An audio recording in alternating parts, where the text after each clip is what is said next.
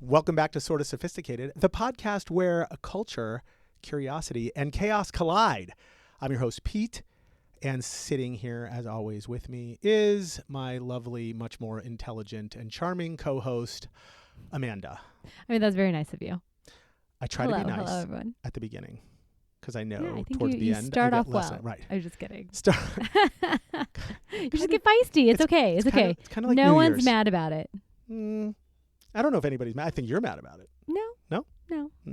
I've Cheers come to to you. expect it. What are you drinking? Coffee. I'm drinking Topo Chico. Oh, look at you. You know what? You should drink Topo Chico more often. Yes. Ranch water, hard seltzer, signature line. It's very yummy. Let's go. Shout out to all of our advertisers who've been really kicking in the bucks for us. So here we are. Okay, so this week I'm sitting there with my son Lucas. You know Lucas, correct?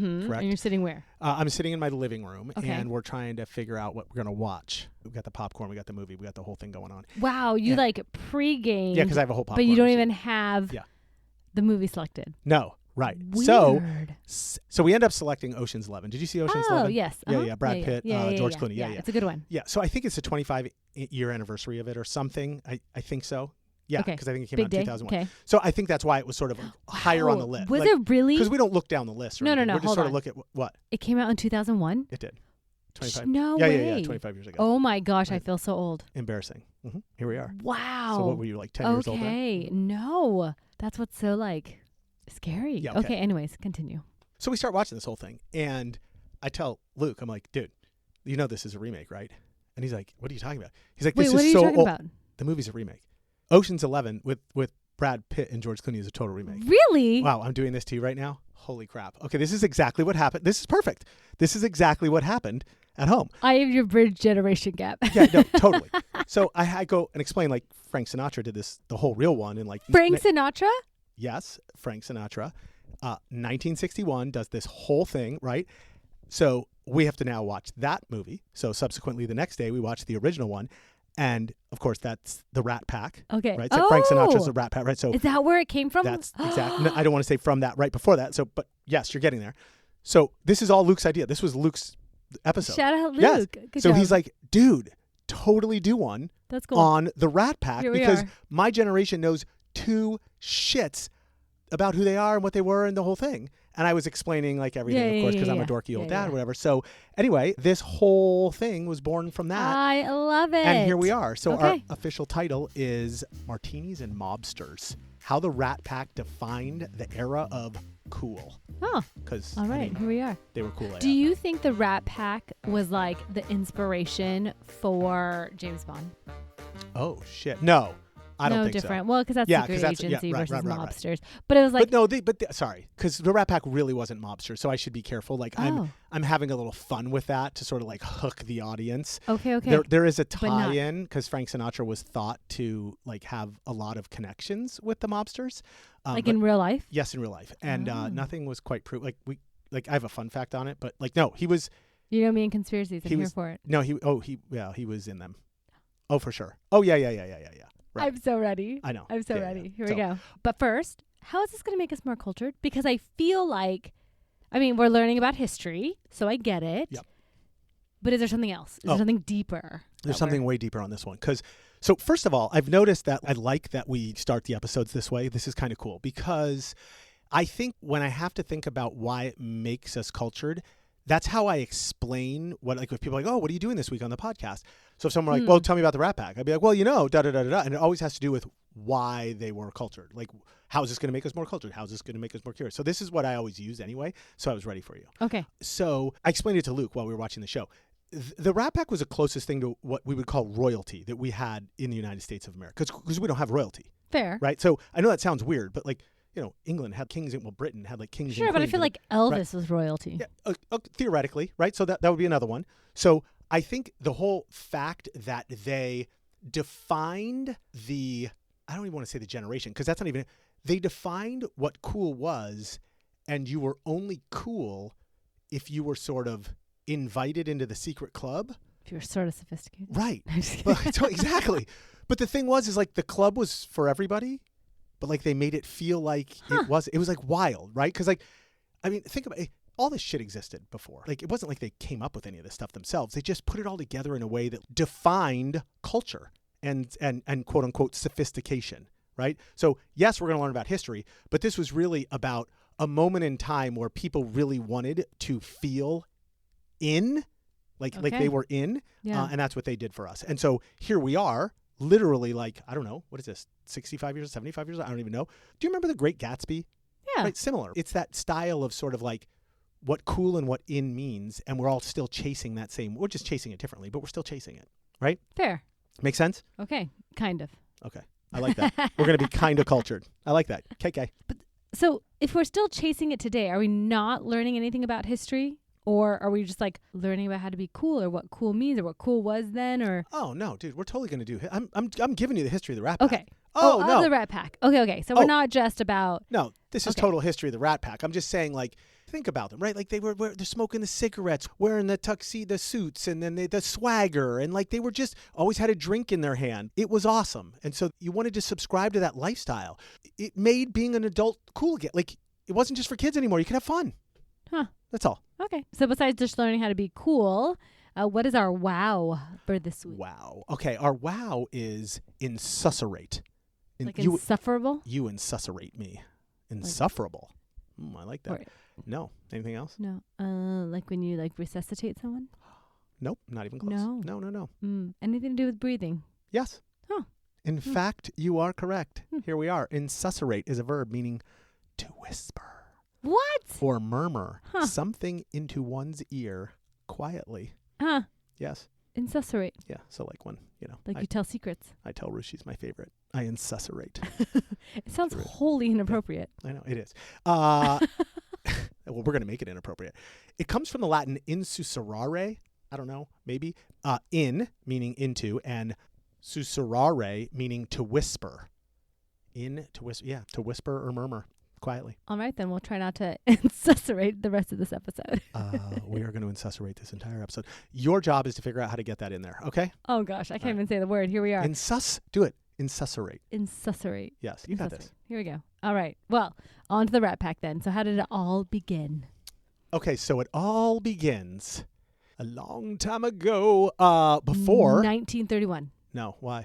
What was 19? You were just guessing? Right after Gatsby. No, that would be cool. No, it doesn't. No. So it actually goes back before Frank Sinatra.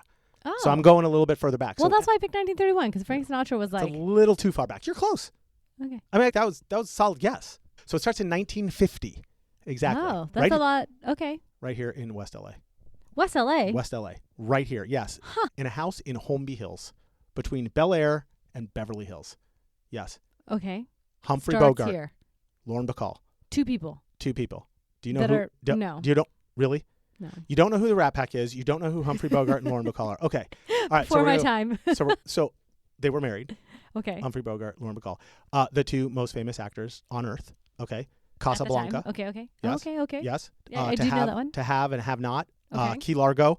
Like the hottest Hollywood couple ever. So the whole idea here is like their house became this...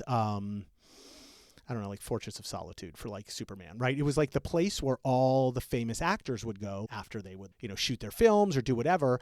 It was like a hideout where they could get away from the paparazzi and the media like and all the bullshit. House. Yes. Okay. Right. And they could just sort of unwind and relax. A social club of sorts. Yes. Okay. A very sophisticated social club. I like where this is going. Was it sophisticated or just like of the elite? Well, okay. But Hollywood elite. Does that count? I don't know.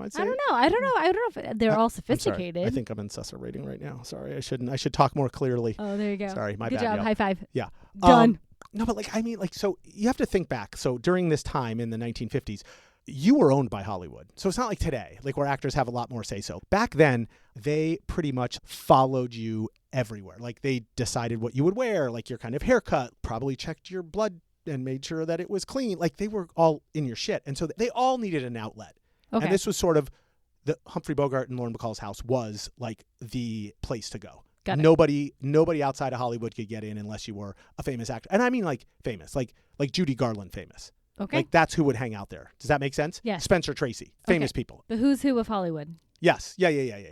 But is that the Rat Pack? Because like these two people invited people to their house, and now everyone who comes is part of the Rat Pack. No, because sort I of. feel like Rat Pack was like mobster-ish. Like, No. So Rat Pack is No? not mobsterish at all. then why in my Here we brain go. am I thinking like I'm going to put it together for you. Al Capone style No, Rat Pack? way off. This is like just a bunch of degenerates fucking around. Really? Yeah. Okay. So Lauren Bacall actually is the one who coined the phrase. So all these famous people are laying around, probably drunk AF, one night, and she just looks at them Sounds like all. a Diddy party. Yes, kind of, right? Oh But my like God. more chill. Like there wasn't all that stuff going on. But yeah. That's exactly it, right? So How do you know? I don't know. I have to assume these guys are sophisticated and nice and good people. I have to. Okay. But maybe you're right. I don't know exactly. Okay. Anyway, my point being, she just sort of looks at him one night and goes, Jesus, you guys look like a pack of rats. And I don't know if that's a compliment or not. right. And so it's sort of stuck. And so then literally they were never called that. Like that was it. That's just where it came from. Then Humphrey Bogart dies in 1957, like a few years later. Too much drugs? Probably. No, I don't know. No, I don't know what he died of. Oh, Okay. We should probably know that, but this isn't about him. Sorry, you know what I mean? continue. But yeah. I digress. I think it was just cancer. Cancer killed him. All right. Really? Anyway, yes, cancer killed him. Okay.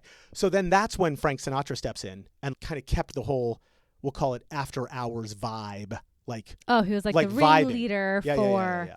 Okay. So basically, Bogart starts this like dive bar thing that's in his house to kind of be secluded, I kinda a like place where for this is everyone to going. kind of like That's good. unwind. Yes. He dies. Sinatra comes in. Yep. And then it's like 2.0 Rat Pack. So yeah, but the first one wasn't really called the Rat Pack. Bogart never called himself the Rat Pack, Okay. right? Like, so she just named it. It was only after Frank Sinatra. I think, so do you remember Triple Crown? Yep.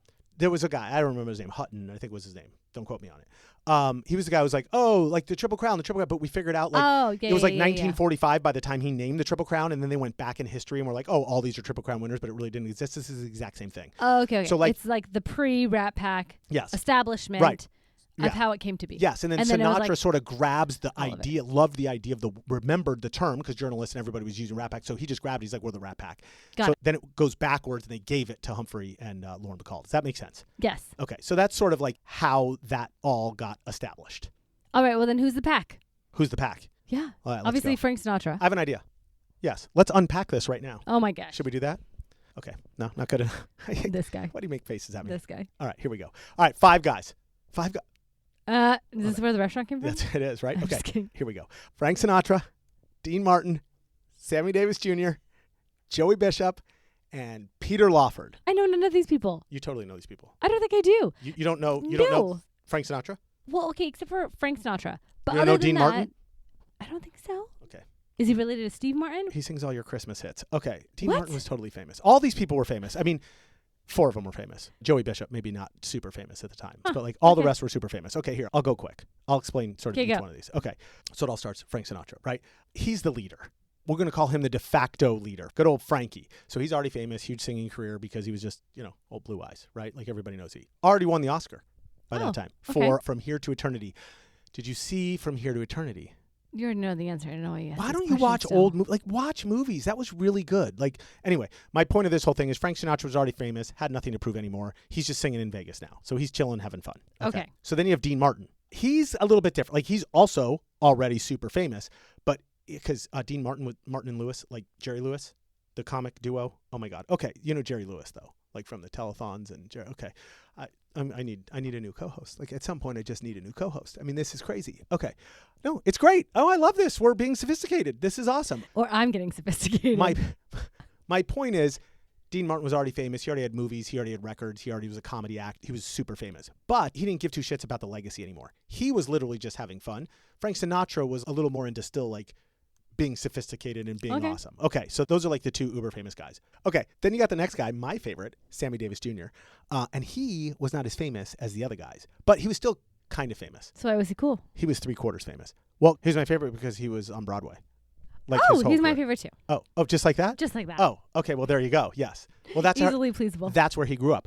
But you have to remember, for people who don't know, Sammy Davis Jr. was black. So black in the 1950s was still like segregated. Right. Like that was still a problem. So Vegas was still segregated. So he didn't have access to all the same places as like Dean Martin and Frank Sinatra. Sure, but the Rat Pack took him in. They took him in. He needed protection. They offered protection. It was sort of awesome because they were able to perform together, and then Sammy Davis Jr. had more access, and he was amazing just in general as far as talent goes to begin with. The 4th guy, Joey Bishop. Do you know? Okay, so Joey Bishop, not uber famous like the other guys. Do you know like the positions in baseball? Like, or Yes. have you ever heard of like the term utility player? Yeah, you can play anything. Okay, so this is Joey Like a Bishop. Swiss Army knife. Yes. Okay, perfect. That was Joey Bishop. He was like a comedian.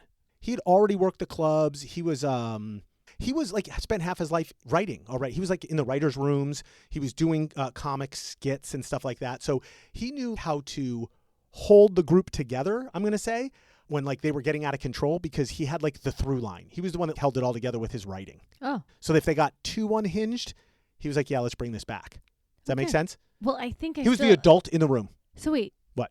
Up until this moment, is the Rat Pack like a group of entertainers who came together to create shticks, or? I don't want to say shtick. Like, they were entertainers.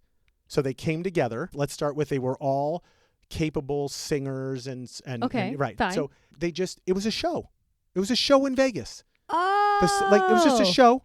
Okay, no clue. Yeah. I had no clue. Okay, I'm sorry. Maybe I should have led with that whole thing. Yes, that was the whole concept, because back at the time, as Vegas is blowing up, right, they have acts like Elvis comes into Vegas. This was an act in Vegas.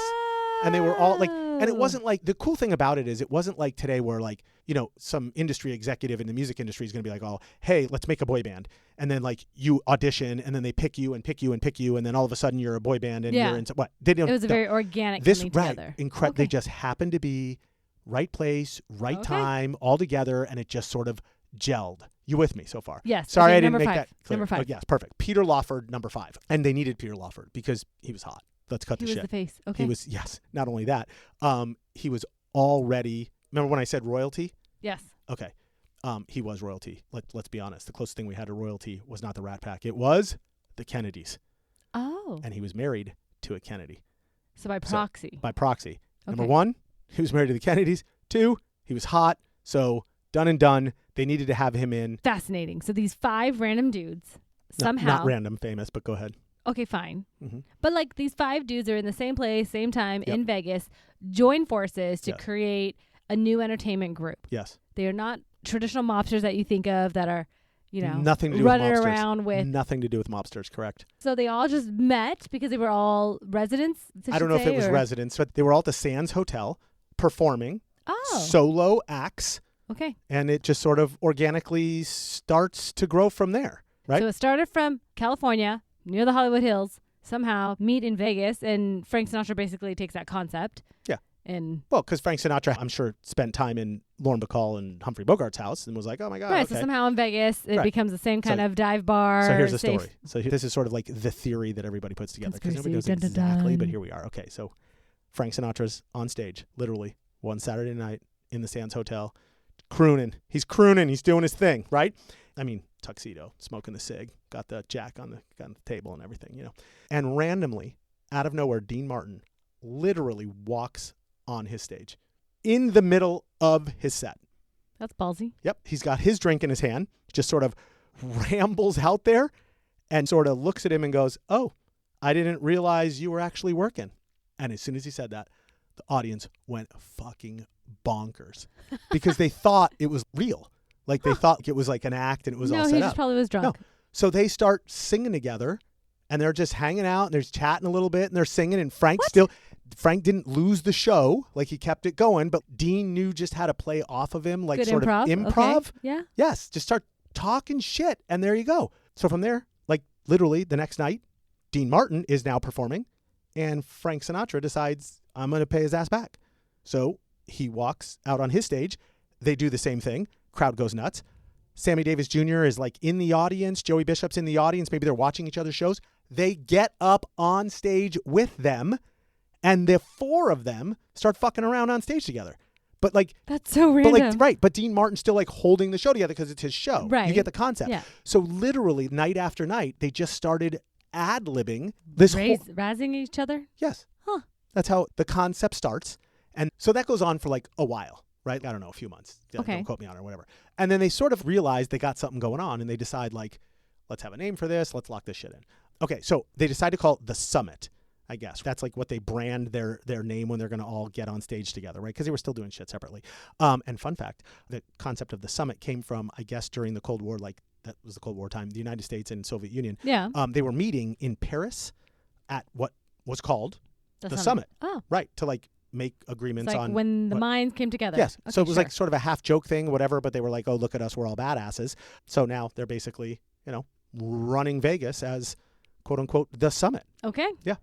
That's real random. I thought so. So it started off super chaotic and somehow formed into something that is called the summit. Yeah, it más o menos sort of chaos. Joey Bishop had the through line. So he was the guy that, like I said before, like he's the guy who made it sort of tied together so it wasn't completely unhinged. But yeah, I mean, it was literally like they would get up on stage, they'd have a plan enough, and they just sort of rolled the bar cart out on stage, started drinking, and the audience sort of got to play along with them, and they thought it was the coolest thing in the world. Like 10 out of 10. The audiences were going batshit crazy. High quality entertainment at its best. Okay. I mean, really, it just felt like they took spaghetti and threw it on the wall and saw like that's how it started. Stuck. Yes, that's exactly how it started. I think and it was just kind of worked. It totally did. Okay, so did it get any bigger than that, or was it just always a haphazard, kind of have a run through line that kind of keeps it kind of on track? Yeah, I mean, the Sands were the best part, right? It does get a little bit bigger. Don't get me wrong, right? Because it goes on to Hollywood and so on and so forth. I'll talk about that in a second. But like, for the most part, like... Sorry, let me clarify my question. In Vegas, does it become its own show? Or is it still just the 5 of them and they all get up? And... No, sorry. So once they called it the Summit, it became a show. Oh, But here's the deal. So you could specifically go to a show. Yes. Did they stop the individual side of it? They probably did for a while. Don't quote me on it. Yeah, my instinct says probably, they might have still had their own shows here and there. But like, for the most part, no, this was the thing.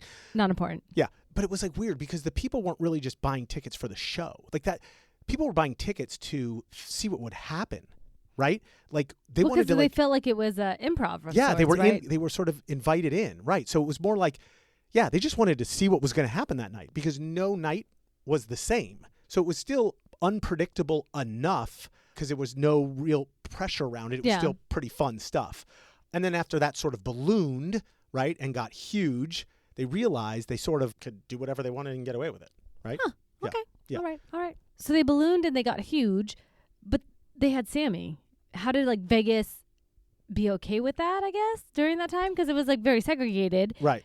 Absolutely. So I'm going to, let me insusurate here just to make sure that we bring it down a notch. Have we used insusurate enough yet? Okay. We're good. All right, I'm done there? Okay, sorry. Note to self. Pete overused insusurate already. Amanda's getting upset.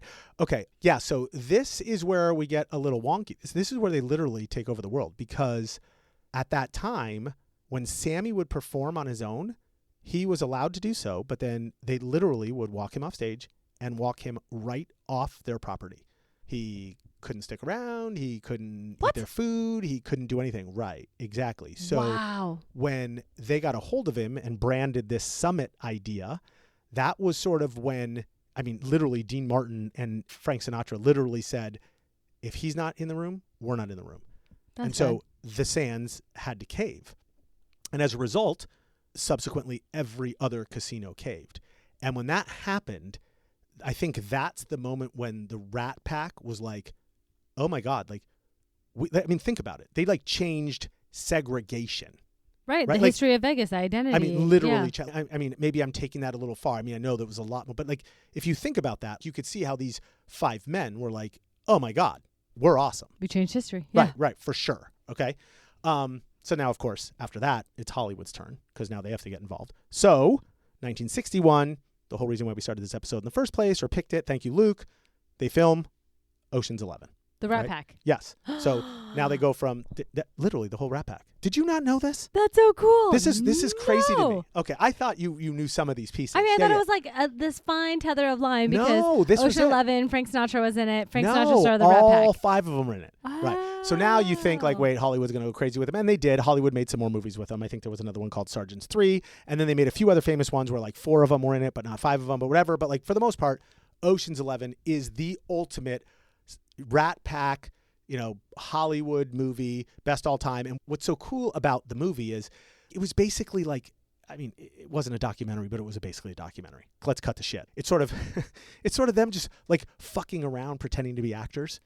And I mean, funny. It's a good movie, and it's got like an awesome like plot line and everything because it's just like the newer one. What we know as Ocean 11. No, it's a totally different version of it, but it's hilarious because they're just like, you could tell they're fucking around. How funny. Like filming the movie, which I thought was incredible. So anyway.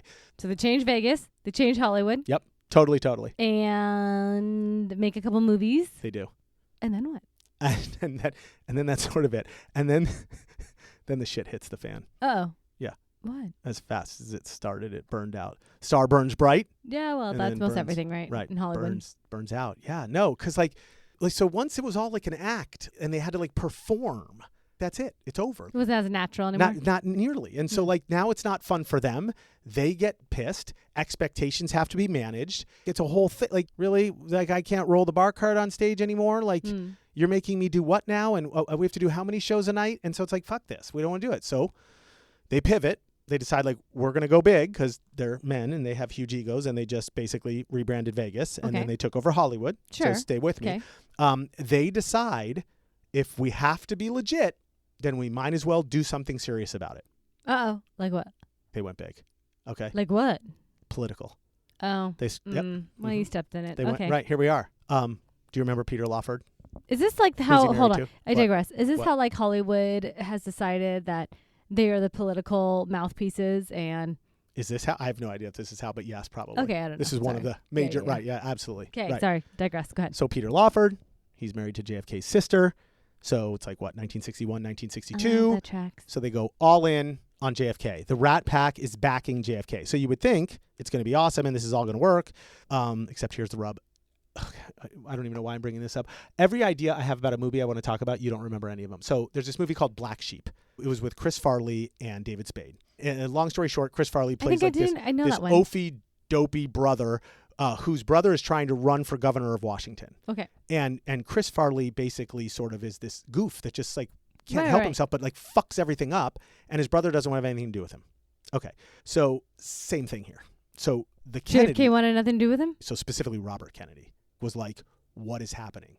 Like, I get these guys are famous. I get everything about it, but we can't let them into politics. They're unhinged. We can't do this with them. But weren't the Kennedys a part of Hollywood too?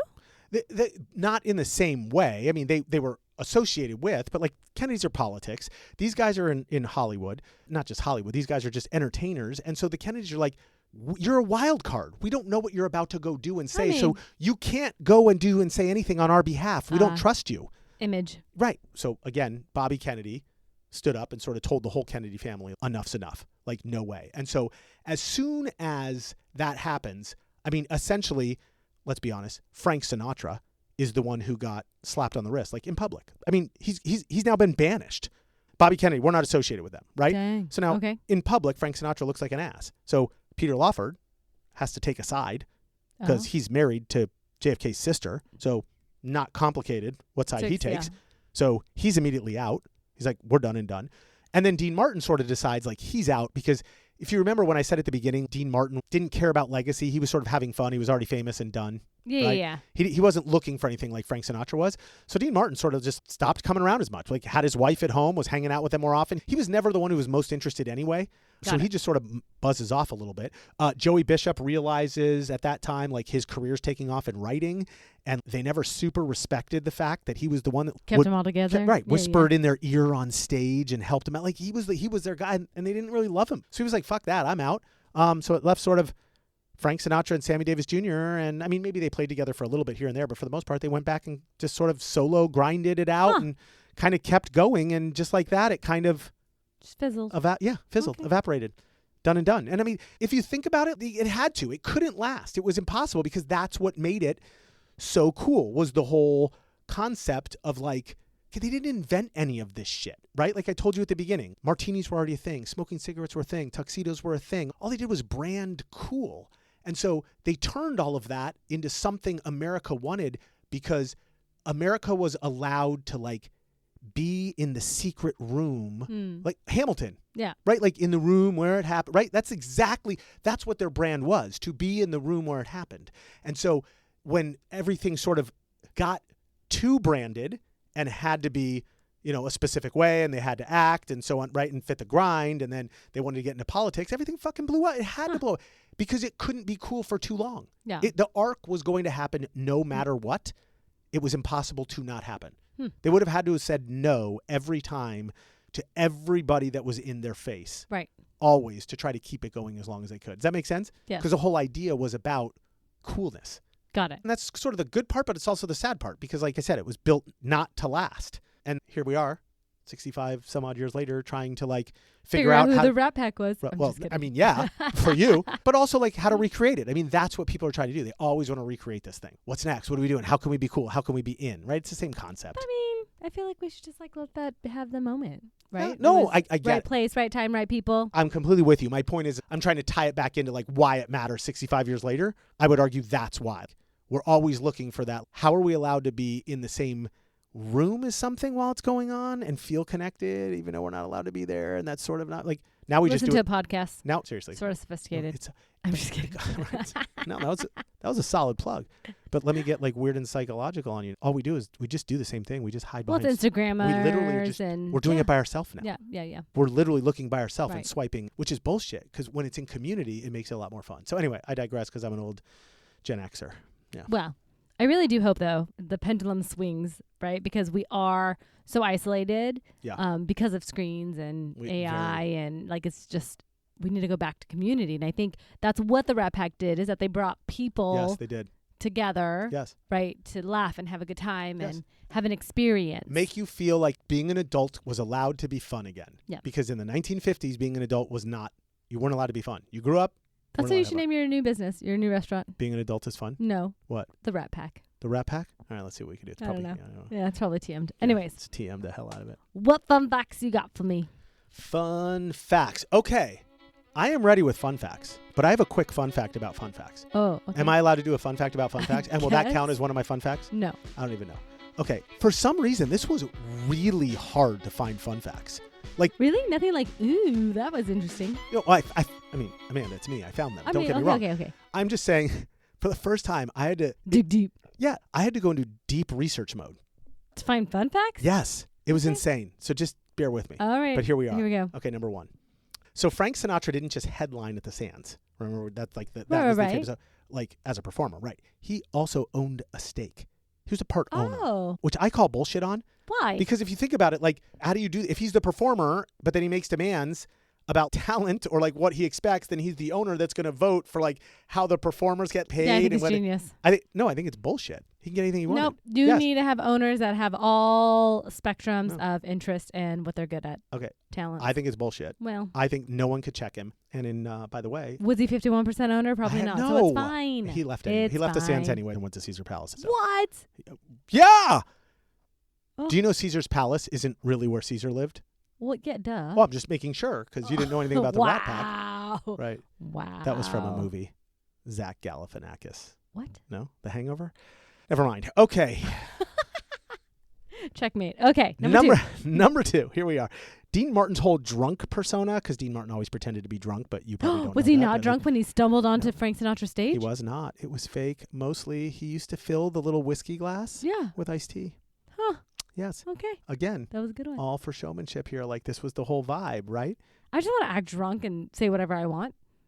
That's what I do. Oh. Right? I mean, I just thought you were actually drunk. Oh, wait, I'm okay, just wow. kidding. Okay, hold on. I have a super fun Just fact. kidding. Okay. What? I have a super fun fact. Okay.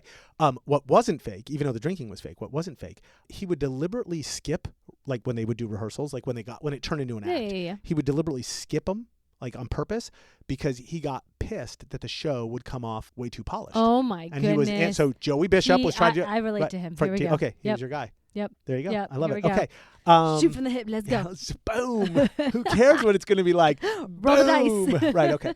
Number 3. Sammy Davis Jr. lost his left eye. I don't know. What? You lose your left eye? Like popped out? Yeah, like broke his left eye. I don't know what the word is. Yes. Ruptured? In a car accident in 1954. Yes. Okay. 3 weeks later, he's performing again on stage. Wow. Yes, that's how committed he was to this whole thing with like a brand new glass eye. So like they could like see 5 different ways. Oh.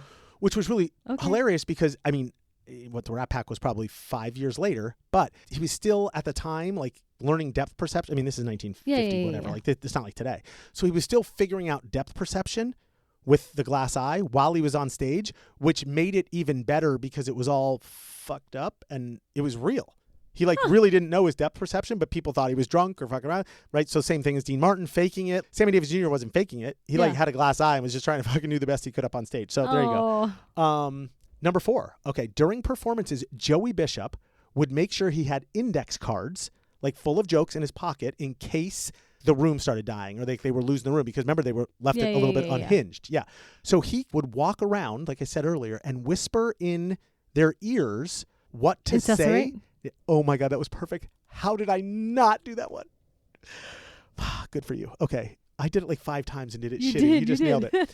How did I not put that together? Anyway, but I think that's awesome because he would give them ammo to sort of like, no, and they didn't use it right away. They just knew sort of how to like get going again. Yeah. Right? So that's why cool. That's why when it all ended for him, he was like pissed. He's like, guys, I kept you fucking going. Bro. Yeah. Yeah. Anyway.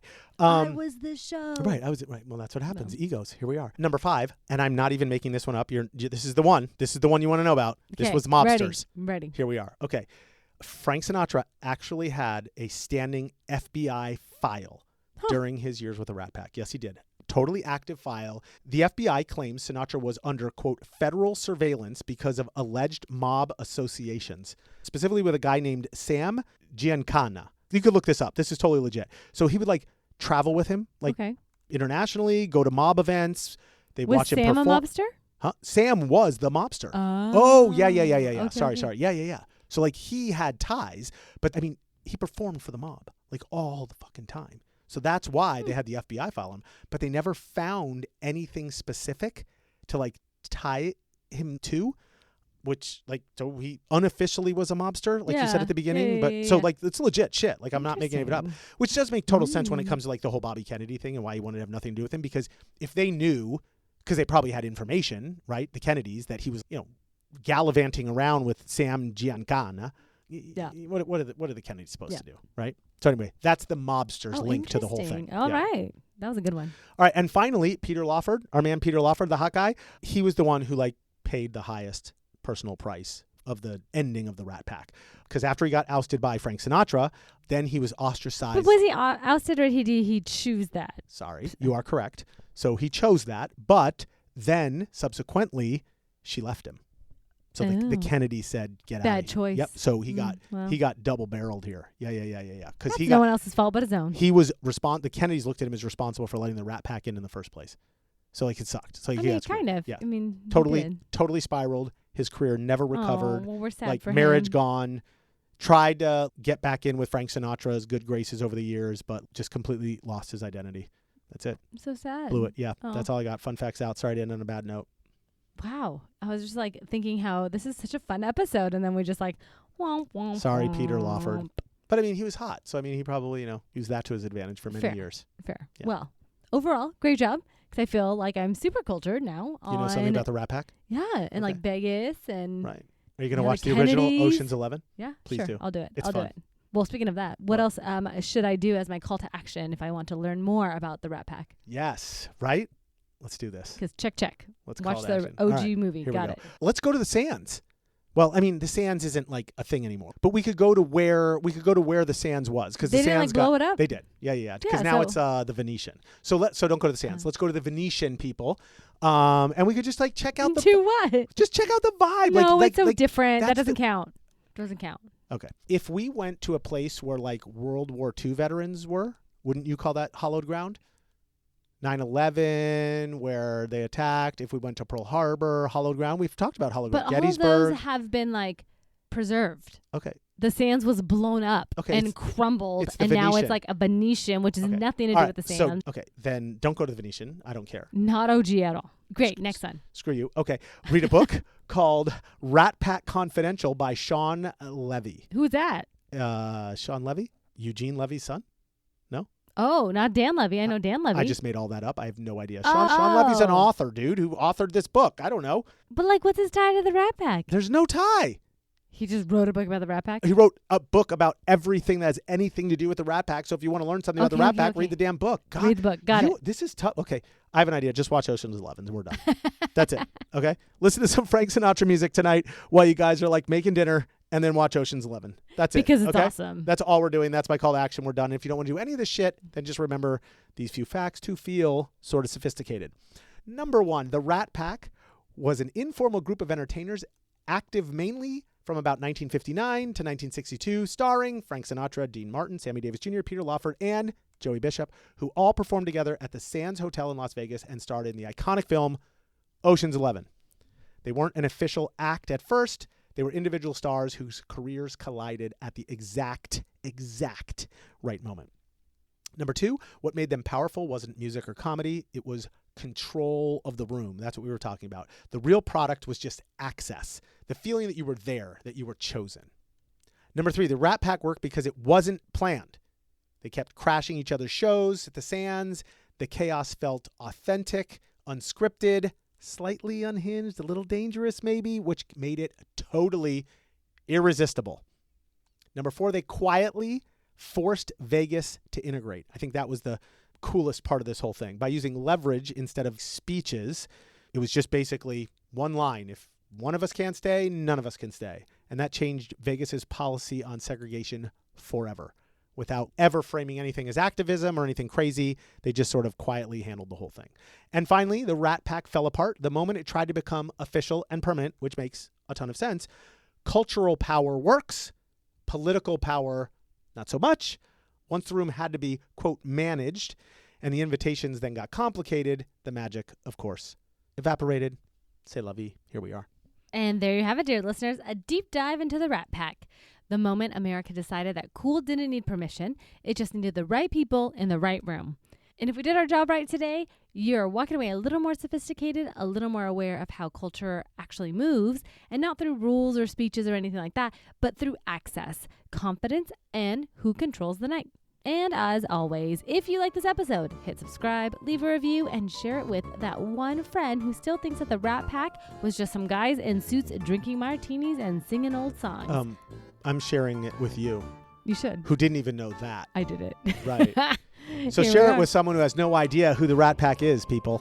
So until next time, stay curious, stay connected, and remember, being sophisticated isn't about copying the look. It's about understanding how the room works and knowing when the invite matters most.